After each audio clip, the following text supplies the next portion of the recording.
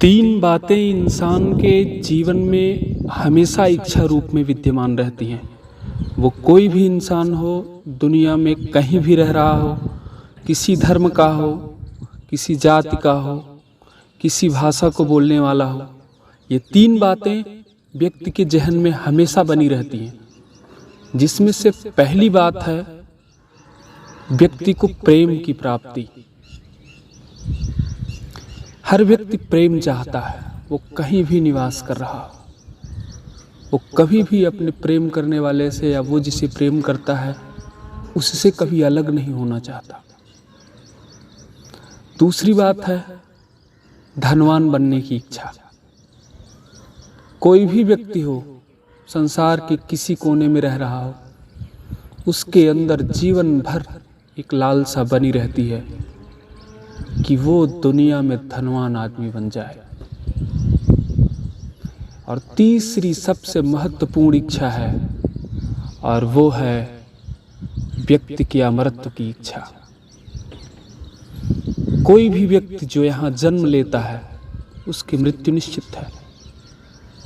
ये जानने के बाद भी व्यक्ति अमरत्व की इच्छा रखता है। व्यक्ति को ये ख्याल हमेशा आता रहता है कि वो किस तरह से अमर हो सकता है, वो क्या ऐसा काम कर ले संसार में कि उसको अमरत्व की प्राप्ति हो जाए, उसको मृत्यु से छुटकारा मिल जाए। वो इस शरीर को छोड़ना नहीं चाहता। ये अमरत्व की इच्छा संसार के प्रबल इच्छाओं में से सर्वश्रेष्ठ है, सबसे बड़ी है। जबकि हर व्यक्ति ये जानता है कि मृत्यु अंतिम सत्य है। सिकंदर की कहानी जो आपने सुनी होगी, सिकंदर दुनिया का सबसे बड़ा विजेता था, दुनिया का सर्वश्रेष्ठ शासक कहा जाता है सिकंदर को। सिकंदर ने पूरी दुनिया को जीता। पूरी दुनिया को जीतने के पीछे उसका सिर्फ एक उद्देश्य था कि वो अपनी इन तीन इच्छाओं को पूरा करना चाहता था। सिकंदर ने पहली इच्छा पूरी की कि वो जिसे प्रेम करता था उसने उसके साथ विवाह किया, उसको रानी बनाया और उसको अपने राजमहल ले आकर के सारी सुख सुविधा में रखा। उसने अपने पहली इच्छा की पूर्ति की कि वो जिसे प्रेम करता था उसके सन्निकट आने के लिए उसने उससे विवाह किया, उसको सुविधाएं दी। दूसरी इच्छा पूरी करने के लिए कि वो संसार का सबसे धनवान आदमी बन जाए, उसने विश्व विजय प्रारंभ की, राजाओं को जीतना शुरू किया और उसके बाद उनके धन को लेकर के अपने राज्य में मिलाना शुरू किया।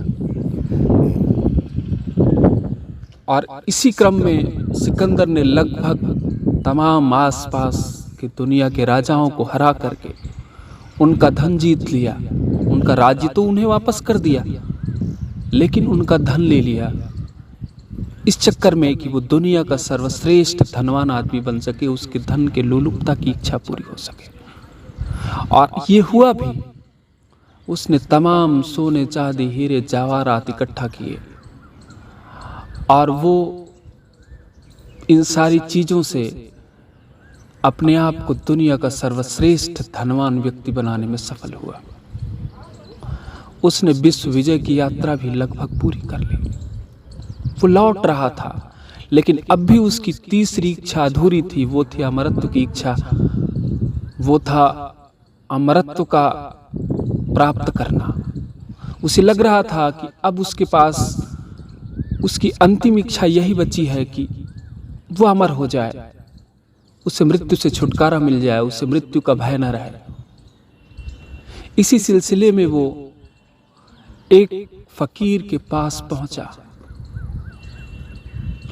जिसने बताया, कहा कि बहुत दूर, बहुत ऊंचे पर्वत की घाटियों में एक झरना है जिसे अमृत का झरना कहते हैं। अगर तुम वहां पहुंच सको और अगर वो पानी पी सको तो तुम अमर हो जाओगे, तुम्हारी ये तीसरी इच्छा भी पूरी हो जाएगी। सिकंदर बहुत उत्साहित हुआ और वो तत्क्षण उस फकीर की बात सुन के उस झरने की तरफ बढ़ गया और उस झरने की तरफ वो अकेले गया। वो और किसी को नहीं ले गया, क्योंकि वो नहीं चाहता था कि और कोई भी अमरत्व को प्राप्त कर सके, उसके साथ का कोई और व्यक्ति भी मृत्यु को जीत सके। इसलिए वो अकेले गया उस झरने की तलाश में। हफ्तों भटकने के बाद उस पहाड़ की घाटी में वो प्रवेश किया जहाँ पे वो झरना था। घनघोर जंगल था, पहाड़ ऊंचे ऊंचे चारों तरफ से घिरे हुए थे, जहां से ये दिख रहा था कि आसमान पहाड़ को चूम रहा।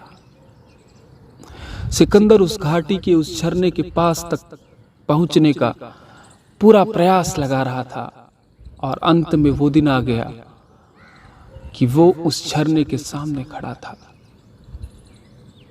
उस झरने के सामने उसने देखा कि एक बहुत पुराना वृक्ष था।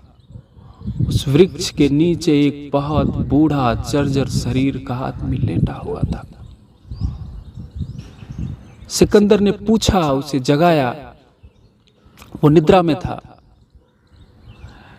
कि हे वृद्ध व्यक्ति उठो, क्या ये वही अमरत्व का झरना है जिसका पानी पी लेने से व्यक्ति अमर हो जाता है, व्यक्ति मृत्यु को जीत लेता है?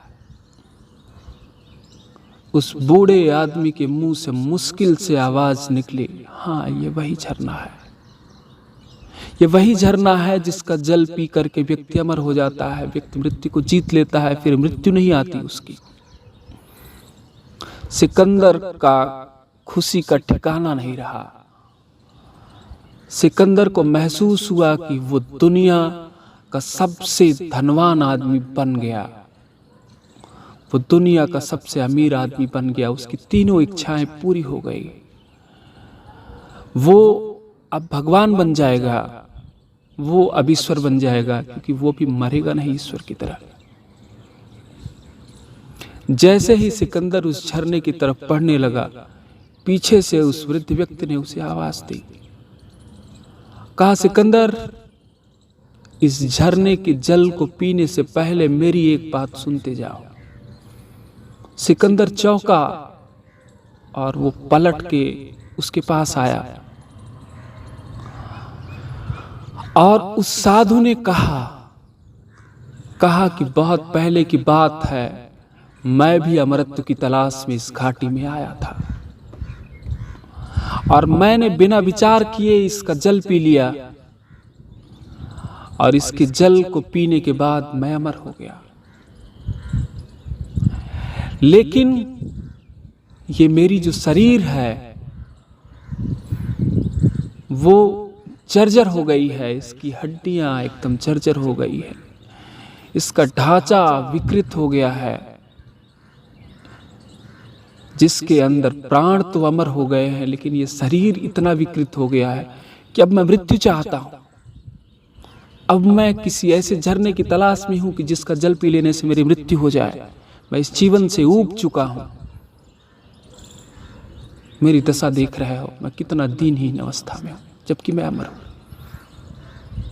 मैं छुटकारा पाना चाहता हूं इस शरीर से। सिकंदर इस स्थिति को देखने के बाद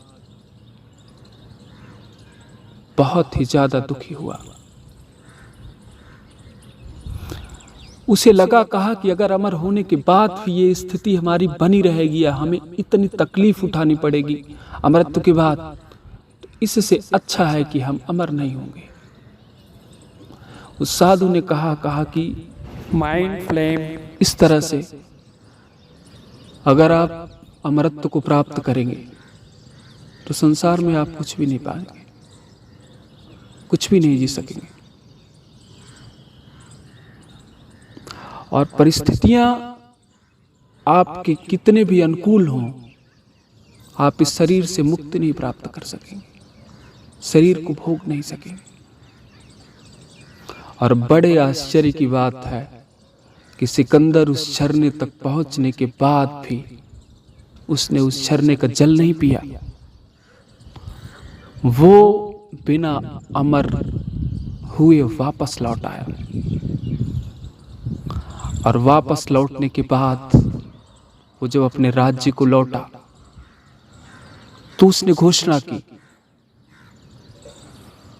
कहा संसार में प्रकृति के विरुद्ध जाना सबसे बड़ी मूर्खता है। संसार में समय के विरुद्ध इच्छा पालना सबसे बड़ी मूर्खता है। हम प्रकृति के विपरीत जाके कुछ हासिल कर सकते हैं, लेकिन उसका उपभोग नहीं कर सकते। सेम वही स्थिति आज भी हमारे जीवन में है। आज भी हर व्यक्ति के जीवन में ये 3 इच्छाएं विद्यमान हैं जो सर्वकालिक है, वो कभी नहीं मिटती। न बच्चा, न बूढ़ा, न जवान, सबके जीवन में ये इच्छा है। लेकिन इस इच्छा का व्यक्ति कितना उपभोग कर पाता है, ये जीवन के मूल्यों को निर्धारित करता है। इसीलिए कभी भी किसी इच्छा को पूरा करने के लिए प्रकृति के विरुद्ध नहीं जाना चाहिए, प्रकृति के खिलाफ नहीं जाना चाहिए, समय के विपरीत नहीं जाना चाहिए।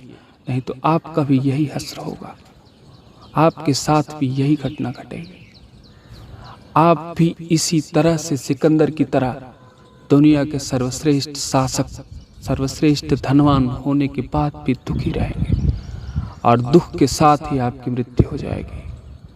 इस चीज का ध्यान रखें।